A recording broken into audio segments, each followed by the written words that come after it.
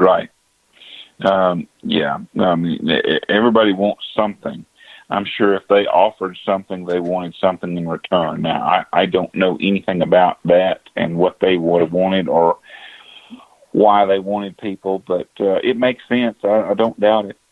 Well, too, again, you like with Nancy on her website, and I did a lot of reading, too. It was supposedly that they were basically cannibals. I mean, where they wanted a man to basically eat. Now, I don't know if that is true or not, but that's going all over the web and has gone over the web. But, it stands to reason one thing, okay? We butcher cattle. We go out and shoot, deer. We go out and eat bear.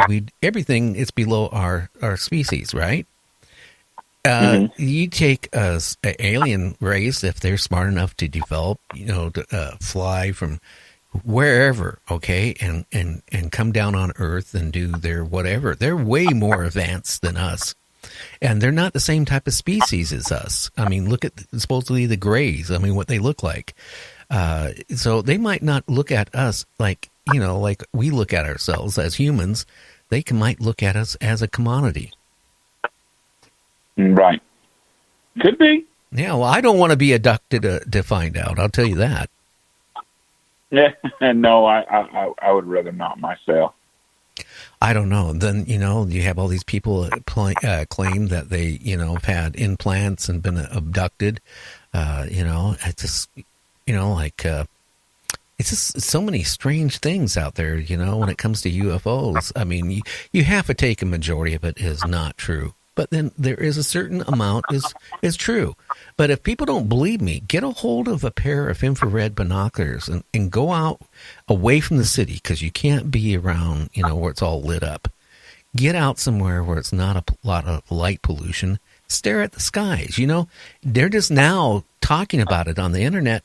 I found this out, in the early 2000s, that if you did that, you saw some really strange things that you would never see with a telescope or a pair of binoculars, I mean, you would see a satellite, but you didn't see this other stuff. And that's what tells me that something is out there and, we're not being told about it. Right. Yeah, there's a lot of mystery out there that we never will see. No, and I don't want to see, to be honest with you. Now, the book and stuff, where can they, we've been talking here, and we should mention where they can find your book and all that stuff. The book's on Amazon. It's under Kerry, Kerry, Trent-Haggard, which is my name, and the title of the book is Traveler. Not The Traveler, but just Traveler. And it's on Amazon. It's $16.95, and the people that have read it have really enjoyed it, and it delights me, to have written something that so many people are enjoying. We're going to do some book signing. I've already done a couple of book signings, and we have several more to do. We're going to be in Cherry Hill, New Jersey for the big MUFON National Convention in July, and we're going to be in Pittsburgh and in Philadelphia at the MUFON events in October. Oh, wow. So we have a few, and I'm also scheduled to be a guest speaker at the Wyoming Devil's Tower event in September. So I'm looking forward to that too. Okay, now tonight's the first night I'm going to try doing call-ins. I've never done call-ins on the show before. So I don't know if it'll go over or not, the first night trying, but I will give it a try and see if we get anybody, want to ask you a question or not. So if you want to, we'll give it a try. And if no one calls, I mean, while I was talking to you for the first 45 minutes, I was texting my fingers off because people were, asking all kinds of questions. But anyway, the number here, is 1-253-203-6695. That's 1-253-203-6695. The line is open, so if you want to call and, talk to me and the guest, go ahead and do it. Again, it's 1-253-203-6695. How long did it take you actually to write that book? Well, it's about on and off 2.5 years. I mean, I didn't work on it night and day for 2.5 years. You can't. You gotta get away from it every once in a while. And I would take, month-long hiatuses away from it, sometimes more than that, because I had so much stuff going on. I had to write. I've written about 40 shooting scripts for my television show, and then during all that time, I moved to Pittsburgh, and I had the book more or less done. But then when I contacted No Torres and was trying to get him to publish it for me, and then when he told me he didn't publish books anymore, he recommended me to Philip at Flying Disc Press. And Phil, I remember I sent Philip the introduction, and he come back and he said, if the rest of the book reads as well as the introduction, I would love to publish your book. So that was such a compliment. I spent about 2 months, almost night and day, and went back through the book 3 or 4 times, cleaned it up some more, and we published it a couple months ago. Oh, wow. That's what astounds me. I'll get some guests on, and they wrote a book, and I'll ask them, how long did it take you to write a book? And I've had them say as long as a week, 2 weeks. Average, I'm hearing from a lot of people, it's just a couple of weeks.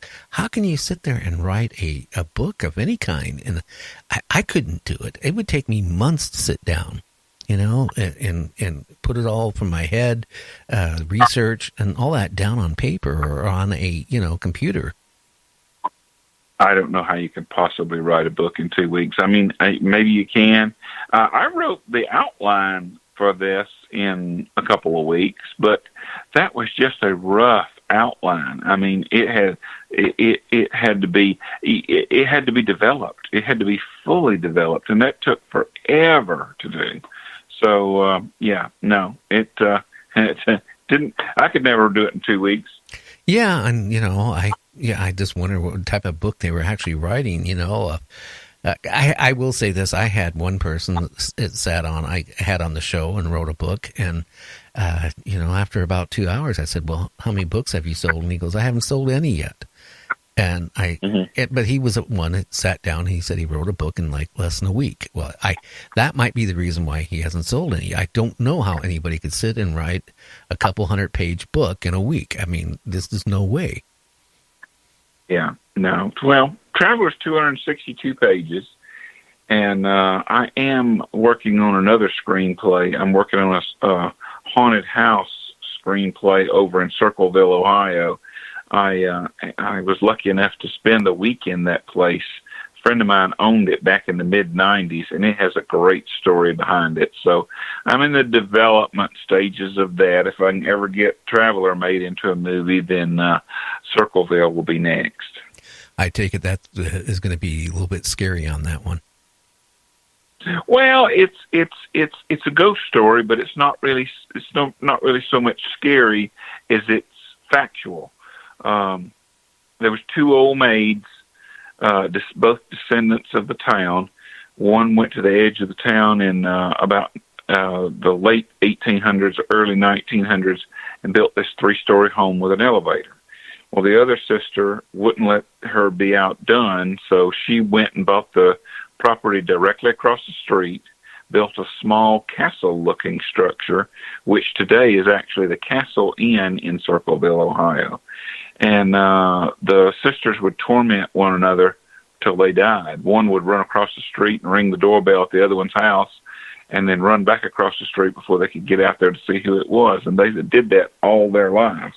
Well, the 3-story house, my friend James Lee Master owned it in the late 80s and through the mid 90s, and the doorbell kept ringing all hours of the day or night. Not often, but every once in a while, and it got annoying. And they called the electrician, and the electrician said it has nothing to do with electrical wiring. He said you got spooks, apparitions, ghosts, whatever you call them, in this house, and they've had documentation back to the 1920s with this doorbell ringing all hours of the night with nobody pushing. And so my friend, he even disconnected all the wires.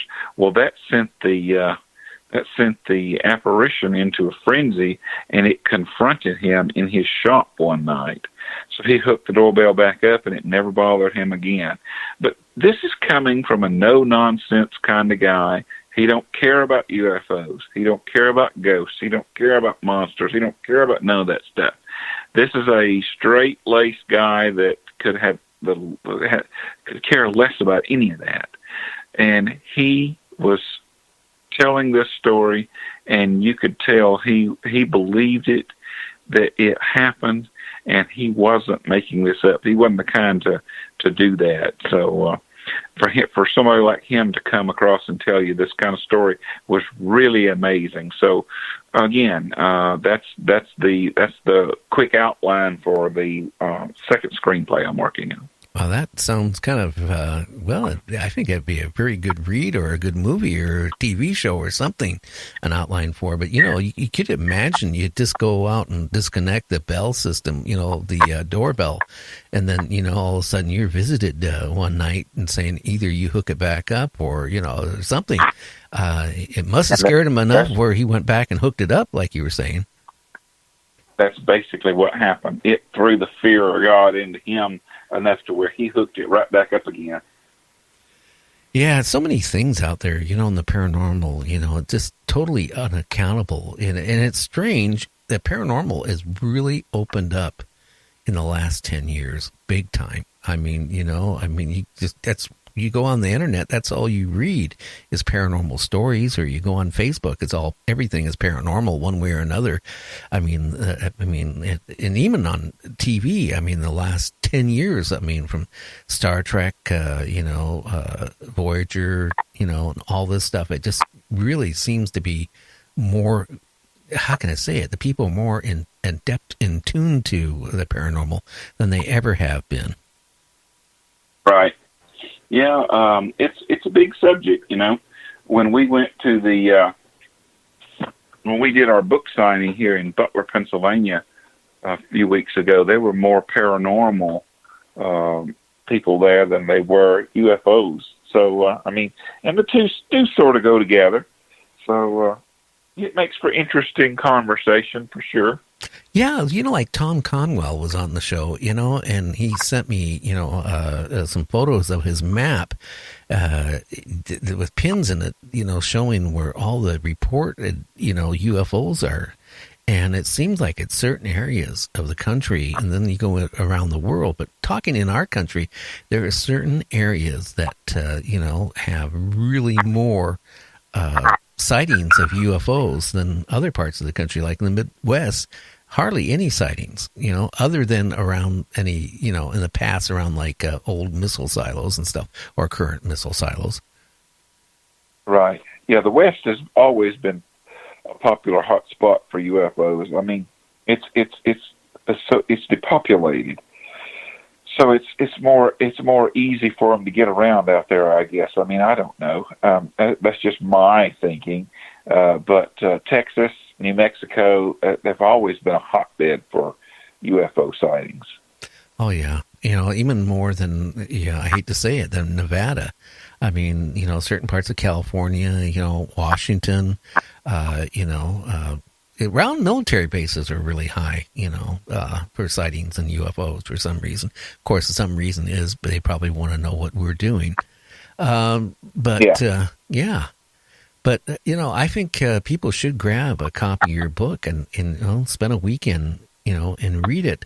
I'm just kind of wondering, of that little town. I wonder if it went any commercialized after that crash, trying to take advantage of the crash, like some communities, did like with Roswell and stuff like that. Well, back in the 70s when it first came out, but all they wanted it to do was go away. They didn't want to talk about it. They didn't want a lot of publicity. They didn't want UFO alien hunters over there in their town. Today, it's different. They've commercialized on it. They have a little small flying spaceship in the city park, and they have alien tours